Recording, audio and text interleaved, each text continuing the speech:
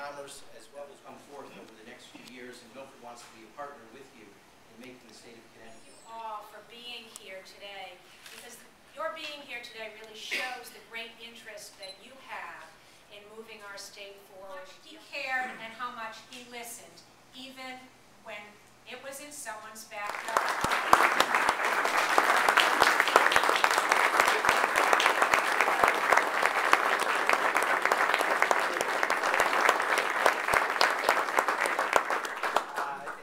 It's great to be with everyone. The person that Gail was referring to in her introductions is Tom Lynch, and I don't know whether Tom, there he is. There I couldn't find orders. A great manufacturing and business community. It's the kind of community that our state government needs to be fighting for and protecting and making sure that we move forward together. So I'm more than happy to be here and to be speaking to you, and particularly here at Chick.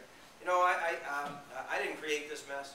I never served that budget I was handed, including asking for additional revenue of $1.5 billion, and additionally requiring that I, as governor, enter into an agreement with the employees, if they will do it, to cut our expenses by $1 billion, or the alternative, to come up with an additional $1 billion per year. I'm the co-chairman of the chamber, and I just want to tell you it was my family 50 years ago that started that business, renting those houses on silver stands. Right, and I've heard those stories. So.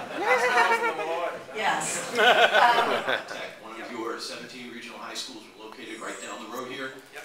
I'm also I've been at that school 31 years. It makes me one of your Tier 1 state employees as well. The question I had... Boy, I wish I had your benefit package. Something you will.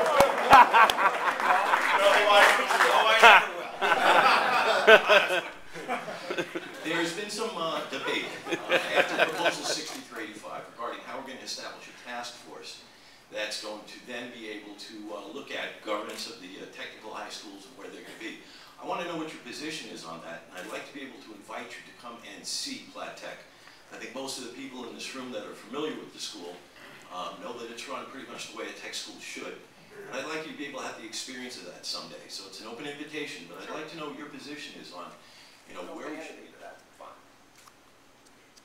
So I'm paying 3% as a new employee.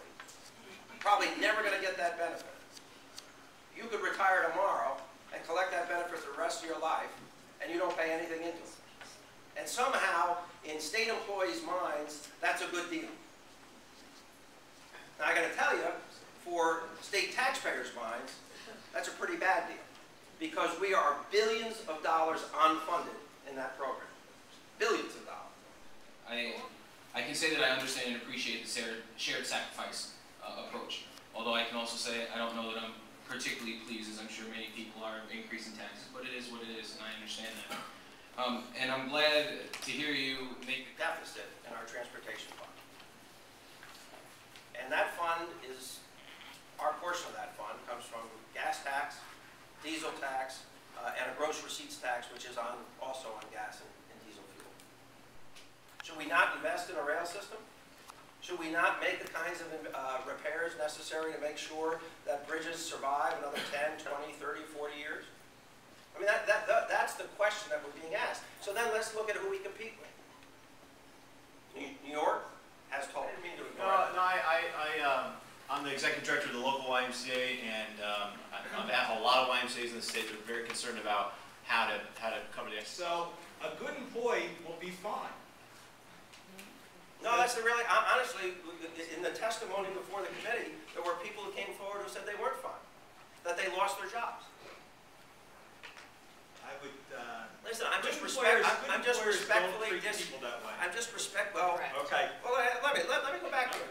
The why, this goes back.